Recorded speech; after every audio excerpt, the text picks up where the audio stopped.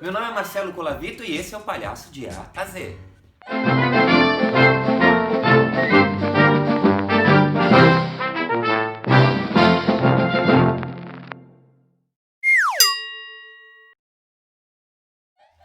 H. Hierarquia. Hierarquia? Na palhaçaria? Palhaço seguindo hierarquia?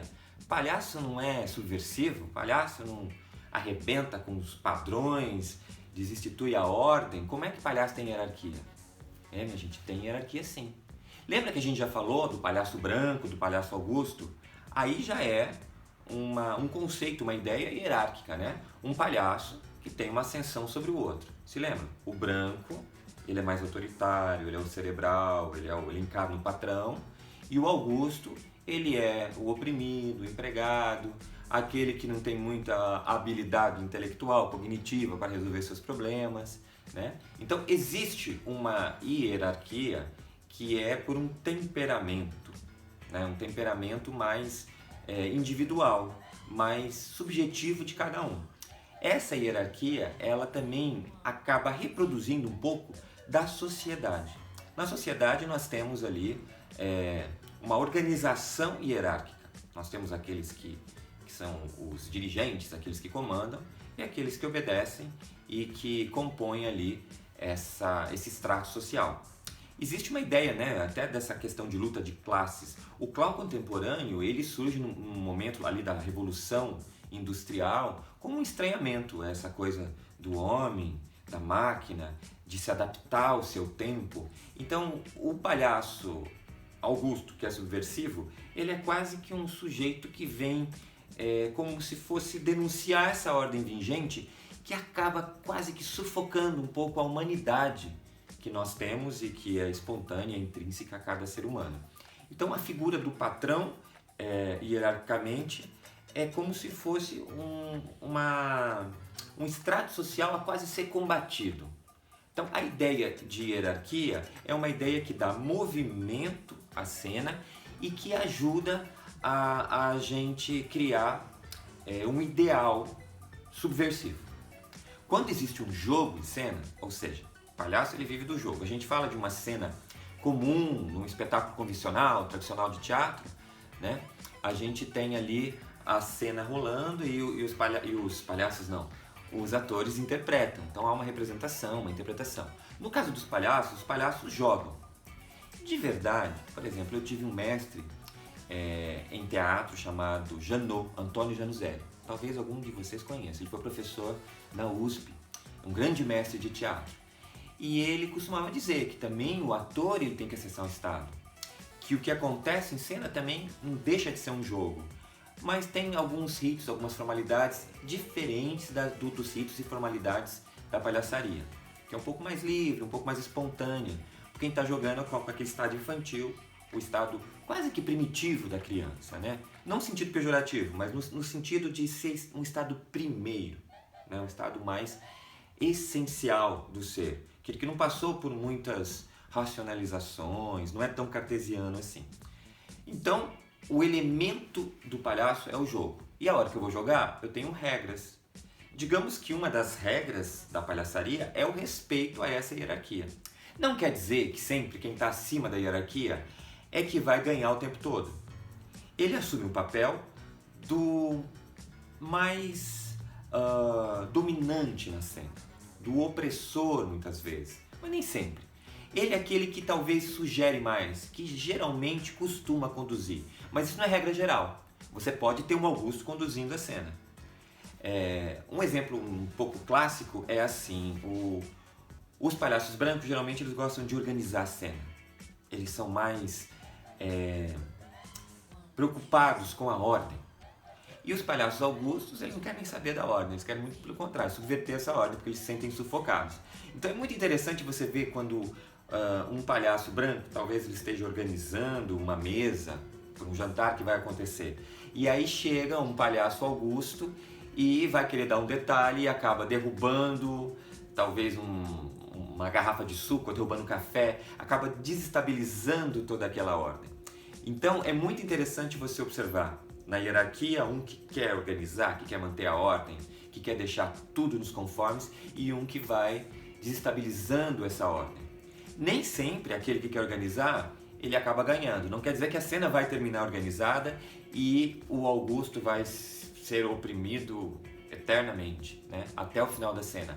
Pode ser que a grande graça da cena, a grande virada, o que vai capturar, o que vai comover e promover um aspecto cômico ali, né, para a plateia, é justamente quando o Augusto ele subverte, ele consegue de alguma maneira ganhar, porque ele instaura a desordem. Então, como eu havia dito, no nosso treinamento a gente usa a hierarquia um pouco para criar um jogo, um exercício, para a gente saber quem está acima de nós na hierarquia, enquanto palhaços, e quem está abaixo de nós. Nessa hierarquia, então, os palhaços vão se colocando. Então a gente estipula, por exemplo, da direita para a esquerda, assim, na direita estão os palhaços mais augustos, mais bobos, né, mais inaptos, e na esquerda estão os palhaços mais brancos. Então, de repente, eu tenho 2 palhaços brancos, mas na hierarquia eu acabo percebendo que um é um pouquinho mais branco que o outro. Eu tenho 5 palhaços augustos, mas eu percebo que um é mais augusto que o outro. E aí a gente acaba tendo como se fosse matizes, né, de cores, tonalidades. Então a gente tem o mais branco e o mais augusto, e entre eles nós temos vários outros. E o mais branco e o mais augusto naquele grupo. Pode ser que a gente faça um crossover, né? A gente se encontre com outro grupo de palhaços e um palhaço do nosso grupo, que era o mais branco para nós, no nosso contexto, encontre um mais branco que ele. A gente tem, por exemplo, palhaços que são super elegantes. No nosso grupo a gente tem, por exemplo, quem conhece o grupo Meu Clown sabe que nós temos a Zaruska, que é a mais elegante de todas, né? Ela acha que nasceu em Paris. E o pior é que ela tem foto. A desgraçada tem uma foto lá com a Torre Eiffel. Então ela conseguiu. Eu posso provar. Ela tá dizendo aqui. Vamos colocar uma foto dela aí. E essa foto é o grande troféu dela. Então ela se acha superior aos outros pela sua elegância, pela sua finesse, né? Pela sua forma de se colocar. O palhaço Pepireira é um pouco parecido com ela. Também ele se veste impecavelmente. Então, na hierarquia, ele se acha melhor do que o outro pela sua forma de se vestir. E nós temos os palhaços mais augustos, né? Por exemplo, o Benedito é um palhaço mais augusto. Mas agora, um dos mais novos componentes do grupo, que é o Franklin, ele é muito mais idiota que o Benedito, né? O Benedito é capaz de fazer ele de empregado. Ou seja, ambos são augustos, ambos se vestem mais ou menos de qualquer jeito. Por exemplo, o Benedito, vai aparecer uma foto aí, ele se veste, ele tem o seu blazer, ele usa gravata, mas ele usa um gorro assim mais popular, uma coisa assim mais mano, enfim, uma coisa que coloca ele num patamar que ele não tem ideia de como ele se veste, enfim, que até acaba denunciando que ele não é tão sofisticado assim. Agora, o Franklin não faz nem essa questão.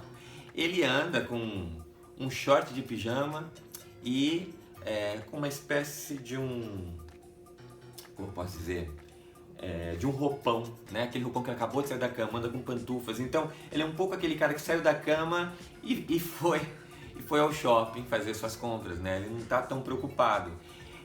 E é interessante observar esses universos, né? A preocupação com o estilo, com a classe, com a sua postura que tem os brancos, e a falta dessa preocupação e a maneira mais espontânea de ser, mais coloquial na vida, que são os augustos. Mas tudo isso tem uma hierarquia. E isso é importante compreender a hierarquia, porque a hora que entra em cena o Pepireira e a Zaruska, que são palhaços brancos, nós percebemos que obedece uma hierarquia. A hierarquia, ela não serve apenas para quem está nas pontas, né, dessa classificação, o mais augusto e o mais branco. Não, entre os brancos tem uma hierarquia. Quando a gente faz esse exercício, onde a gente se coloca, a gente percebe que, por exemplo, no nosso caso, a Zaruska está um pouquinho acima do Pepireira. Então, há uma ascendência da Zaruska com relação ao Pepireira. Agora, se eu entrar com o Pepireira ou com o Zaruska, eu, enquanto palhaço Benedito, estarei abaixo na hierarquia. Porém, entrando com Franklin, eu estou acima na hierarquia. Tem uma outra palhaça no nosso grupo, né, que é a Fiturquina Malagueta, que ela está muito próxima ao Benedito. Eu costumo até dizer que essa hierarquia ela é meio que flutuante entre nós dois. Eu já percebi algumas cenas em que o Benedito, meu palhaço, está acima dela, e já percebi que algumas cenas ela acaba assumindo um pouco a liderança, ela acaba subindo um pouco na hierarquia. Então a gente tem que ter muita sensibilidade para sacar naquele dia. Mas também temos mais um palhaço no nosso grupo, não poderia deixar de falar, que é o Buston. O Buston ele está abaixo na hierarquia, tanto minha quanto da Fiturquina, mas com certeza está acima do Flank. O Flank é o que está mais abaixo na nossa hierarquia. Mas isso é definitivo? É para sempre? Não. É muito comum você perceber palhaços brancos augustarem, né? Esse é um termo inventado aqui. Eu ouvi esse termo do Simeone, que é um dos artistas, um dos fundadores lá do grupo Lume. Ele tem o seu palhaço, que se eu não me engano é o Carolino, e ele disse que o Carolino ele era um palhaço mais branco, mais sofisticado, e aos poucos ele foi augustando, né? E talvez o palhaço também, que era um pouco bobo, ele acaba precisando ficar um pouco mais esperto, principalmente quando há uma necessidade da cena. Às vezes a cena precisa de um palhaço que não seja tão bobo, tão lerdo, né? Tão inábil, porque uma cena de palhaçaria, às vezes ela pode pedir uma certa adaptação. Então quer dizer que os nossos palhaços, eles não são mesmo a vida inteira, porque os nossos palhaços são a nossa essência. Se a gente muda, eles mudam. Então nossa hierarquia ela pode se modificando no decorrer do tempo. Portanto, esse é um exercício que eu recomendo a ser feito periodicamente.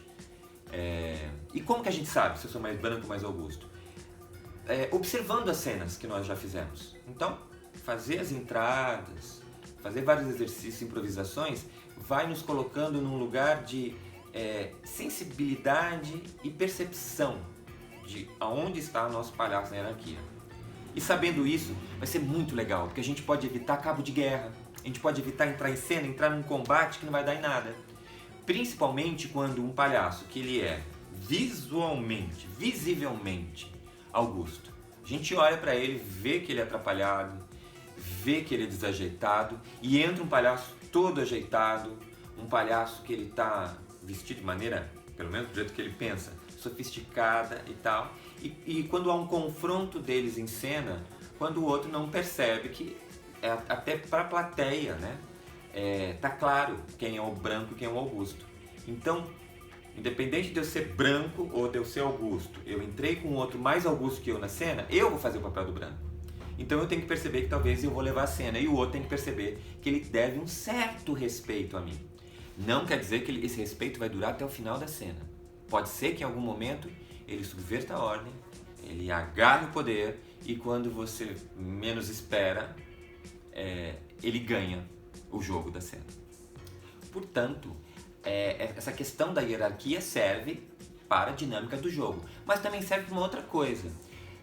Como eu disse, os palhaços representam os estratos sociais, e dessa forma a gente consegue também de algum modo denunciar a ordem vigente. Denunciando essa ordem, a gente pode refletir sobre ela e ter um senso crítico a respeito. Então não quer dizer que a gente, apresentando um palhaço como oprimido, que ele deve ser oprimido o tempo todo. E é até muito interessante quando ele ganha na cena, né? Quando ele consegue subverter e reverter a cena, ganhando essa cena. A comicidade, segundo até Bergson, né? É uma forma de você fazer uma crítica aos costumes. Tem até uma frase muito importante que data lá dos primórdios clássicos, né? Não sabemos exatamente quem foi que disse, mas é rindo que se mudam os costumes. A cena sendo cômica já é uma forma de castigar aquela conduta que apareceu ali. Então, um clown que é muito arrogante, que é muito prepotente, e quando a gente ri dele, a gente está dizendo que aquela atitude ela é ridícula, ela é risível. E isso pode ajudar a gente a ter um olhar mais crítico, um olhar mais racional para aquela cena, para que a gente possa mudar a nossa forma de pensar. E aí, gostou desse vídeo? Então não se esqueça de se inscrever no canal, ative o sininho e deixe seu comentário. De repente, se você tem alguma história, algo que você queira falar, vamos abrir esse canal de comunicação. Também quero saber um pouco de vocês.